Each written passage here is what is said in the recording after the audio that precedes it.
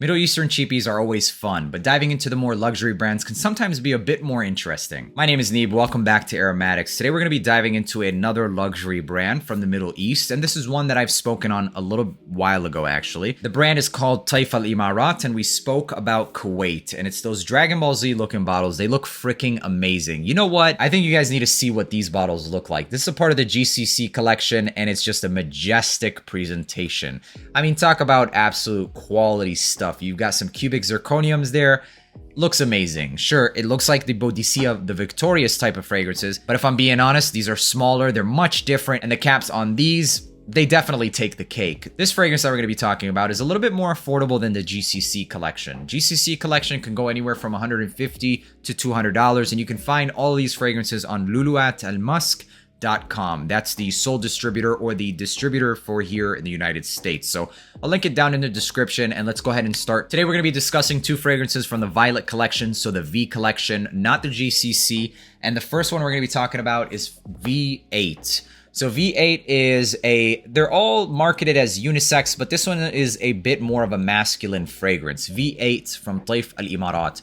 It's a 75 ml fragrance, and they are all natural. Ladies and gentlemen, this has 0 alcohol in it. Now, before you start asking questions, let me just go ahead and answer most of the most frequently asked questions. So what does that do? Well, first off, it's hypoallergenic, so that's a good thing, right? You can spray it on your hair, you can spray it on, I wouldn't recommend spraying it on your face. The other common question is, does it hurt with the performance? So the thing is with the alcohol is, it does help with the projection. So where this one might not project the best, they definitely last long. It does absolutely nothing to the longevity of the fragrance, but with this specific fragrance, I noticed that the projection wasn't really affected too much. So let's go ahead and take a look at the bottle, and as you can see, it's got this nice square type of bottle. You have that Taif Al Imarat, nice details on there as well. It's a frosted glass with an ombre effect, so it's a color gradient. On the cap, there is also that Taif logo on that cap, and on the bottom you just have the sticker and information. The box is a pretty nice box as well. It's a magnetized flap with a cutout on the inside and a tassel that goes beneath the bottle so it can help you easily pull it out. Let's start off by taking a look at some of the notes for this fragrance, and as you can see, the top has galbanum. We've then got smoky notes, tobacco, coffee, and sandalwood. So let's go ahead and spray this on a tester strip, and we'll talk a little bit about this DNA. One of the questions that I got when I shared this on Instagram as my scent of the day is this a coffee-centric or tobacco-centric fragrance? Well, you'll be surprised to know that it's actually a little bit of both, but more than both of those notes is the galbanum. So you might be wondering, what the heck is galbanum? Well, galbanum, believe it or not, is a resin. It's a resin that smells a little bit balsamic and aromatic at the same time. So it smells earthy, it smells a little bit balsamic. When I shared this fragrance on my Instagram, I got quite a few questions. A lot of people were asking me whether or not this is a coffee-centric fragrance. And so to answer that question, this is pretty much more around the galbanum and coffee type of vibes than it is around the tobacco. So basically what this reminds me of is a cup of coffee with some tobacco and incense burning in the background. And you took that gum resin, which is used in a lot of Mediterranean medicines, and what they do with that gum resin is they steep it in some water, or they put it in some water to brown like resin, balsamic, like I said, has some woody undertones, and they just let it dissolve in that warm water. This smells like you took that galbanum, that resin, and you put it in a cup of coffee.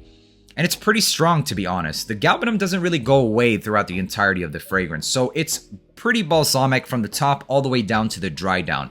The longevity of this fragrance gave me anywhere from 6 to 8 hours. It really didn't go anywhere. I could still smell it on my clothing for a good 8 to 10 hours. But the projection on this thing, really not bad either. I could smell myself for a good hour, and then after that it did turn into a scent bubble for a good another 3 hours, and after that I'd really have to come in pretty close. I would say half an arm's reach to smell it off of me for the remainder of the fragrance. So like the notes suggest, the 5-note breakdown, it's a pretty simple fragrance, not gonna lie, but there's a beauty in that as well. But because this is an extremely gum resin centric type of fragrance, you have to enjoy those resinous balsamic type of vibes. Otherwise, this might come off a little bit too bitter for your taste. So it smells like a bitter cup of coffee with sandalwood. Creamy, bitter cup of coffee and woods. That's really as simple as this one is. Later in the dry down, I do remember it going just a little bit soapy, but the quality of this fragrance, it's definitely there. Smells like a nice balsamic, a little bitter coffee and sandalwood. V8, not bad. And I will definitely be checking out a little bit more of their selections. And speaking of checking out more of their selections, there's another fragrance that I did check out, and this is a unisex fragrance as well, but it's definitely more feminine. And this one is V7. And luckily what they do with these fragrances, they add a brochure. So you don't really have to sit and wonder, what are the notes? You don't have to look it up. And according to this brochure, which I really enjoy the fact that they have this here, it's got pink pepper, grapefruit, rose, caramel, vanilla, amber, and musk. So the one thing I want to emphasize is that the pink pepper, it's definitely there. This is a pretty spicy fragrance. The pink pepper shines throughout most of this fragrance, at least until the mid. And what this has a lot of is this powdery rose. So powdery rose, caramel, pink pepper is there right from the start. And what this really reminds me of, ladies and gentlemen, is Oud Satin Mood Extrait. Now granted, it doesn't smell 100% like it. No, not by any means. This is not going to be for everybody because it does have like this spicy, slightly metallic sharpness to it.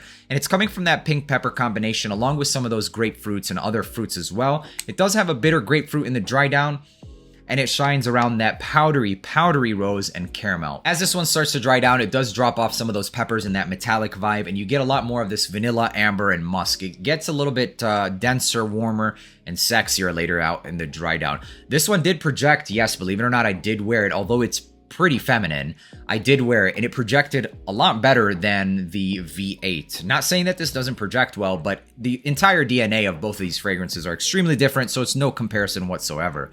But the fact that this has the peppers, it has a little bit of that sharp vibe, and the rosy, powdery rose, this projected for like 2 hours, and you could definitely smell it in the air. And longevity on this fragrance wasn't a slouch whatsoever either. I got 8 hours easily out of V7. It's very specific types of DNAs. So if anything I described is of your taste, then consider getting either one of these fragrances or testing them out or sampling them or whatever you need to do to determine which one of these fragrances is going to be your cup of tea. That sums up this review, and these are the 2 V fragrances that I started off with. I do have a bunch more fragrances from Taifa Al-Imarat. They have a lot of other fragrances, and believe me, there's definitely one for everyone. There are plenty of other types of DNAs and fragrances that I actually enjoy. T10 is one that I really enjoy. The Kuwait smells pretty close to Boadicea the Victorious Blue Sapphire, but I freaking loved wearing that. It's a very specific DNA. It was aromatic, spicy, and very marine, but still very interesting. And the bottles alone are collectibles if you ask me. If you have any one of these fragrances or if you've sampled any of these collections, whether it be the V or GCC, let us know down in the comments. And I hope you enjoyed watching this video. If you did, scroll down,